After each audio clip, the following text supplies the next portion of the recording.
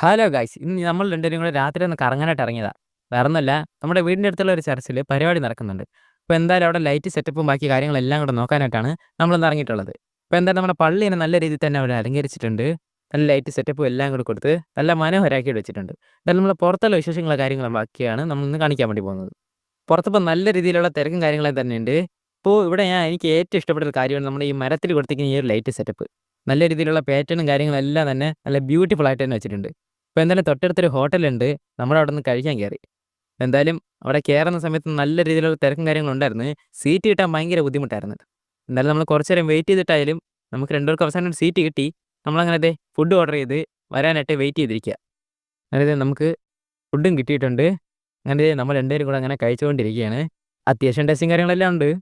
എന്തുകൊണ്ടെന്നറിയില്ല, നമ്മൾ ഇറങ്ങിയ നമ്മുടെ ഹോട്ടൽ അതേപോലെ അങ്ങ് കാലിയായി. ആളിറങ്ങിയ പൂരപ്പുറം പോലെ ആയിപ്പോയി. എന്തായാലും നമ്മൾ അവിടെ നിന്ന് ഇറങ്ങിയിട്ടുണ്ട്.